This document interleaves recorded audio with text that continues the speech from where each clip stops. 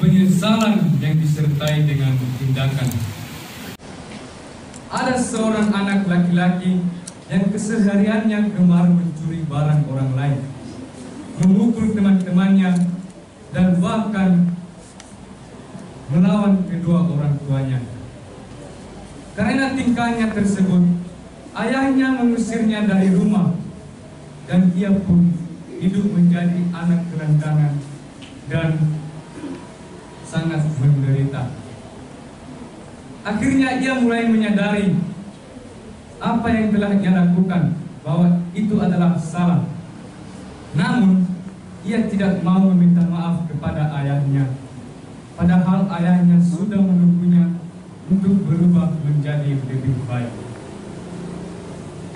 Saudara-saudari yang terkasih dalam nama Tuhan kita Yesus Kristus, bacaan pertama hari ini memberitahukan kepada kita tentang bangsa Israel yang berdoa untuk meminta belas kasih dari Allah. Mereka meminta dan berdoa supaya Allah mengampuni segala dosa dan kesalahan mereka yang mereka perbuat, dan menghapus kesalahan dan dosa, supaya dilemparkan ke dalam tubir-tubir laut, dan Allah menyayangi mereka kembali. Sedangkan dalam Injil mengisahkan kepada kita perumpamaan tentang anak yang hilang, di mana ada seorang ayah yang memiliki dua anak, si bungsu dan si sulung. Si bungsu meminta agar pembagian warisan dari ayahnya, dan ketika ayahnya membagikan harta tersebut, anak yang bungsu pergi bersenang-senang dan berfoya-foya, dan kemudian harta itu habis, sehingga dia pun hidup dalam keterpurukan dan penderitaan.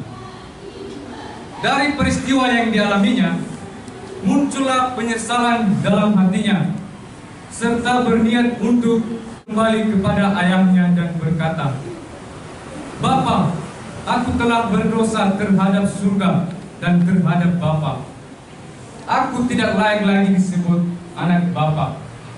Tetapi ayahnya menyambutnya dengan penuh sukacita karena anaknya yang hilang telah kembali.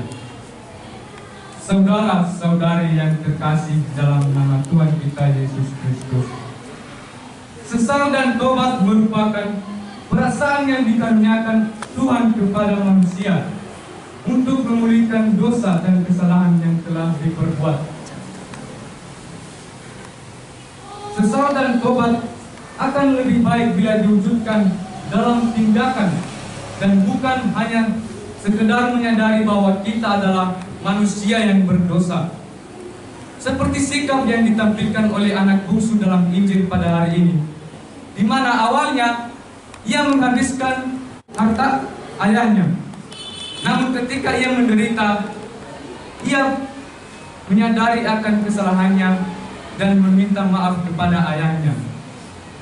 Dan dia bukan hanya saja menyadari bahwa dia adalah sudah berdosa atau berbuat salah kepada ayah, namun ia bertindak, yaitu dengan meminta maaf dan merubah dirinya menjadi lebih baik lagi.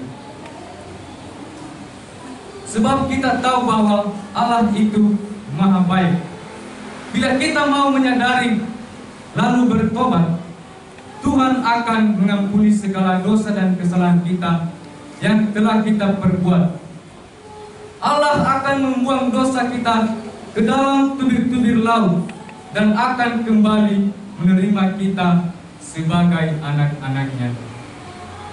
Saudara-saudari yang terkasih dalam nama Tuhan kita Yesus Kristus, dalam hidup ini sering kita mengalami kenyataan seperti anak yang hilang. Kita membiarkan diri kita terjebak dalam kelemahan daging kita, sehingga membuat kita terjerumus dalam dosa dan kesalahan. Dalam keadaan ini, hanya dengan pertobatan yang dapat memperbaiki hubungan kita dengan Tuhan. dan memperbarui diri kita menjadi lebih baik. Karena Allah menantikan kita supaya kembali kepadanya, bukan hanya sekedar kita menyadari bahwa kita telah berdosa, tetapi melakukan tindakan yang berkenan kepadanya. Seperti bangsa Israel menyadari bahwa mereka telah berdosa, dan kemudian mereka meminta kepada Allah dan berdoa kepada Allah supaya Allah mengampuni mereka dan membuang segala kesalahan mereka yang telah mereka berbuat. Pada masa Prapaskah ini menjadi saat-saat yang panjang dan baik untuk bertobat, sebab Allah selalu menantikan kita dan menunggu kita kembali kepadanya. Saudara-saudari yang terkasih, sebagai bahan permenungan kita di sepanjang hari ini, mampukah kita seperti anak yang hilang dalam bacaan suci hari ini, dengan mengakui dan mau melakukan pertobatan atas dosa dan kesalahan kita? Semoga. Amin.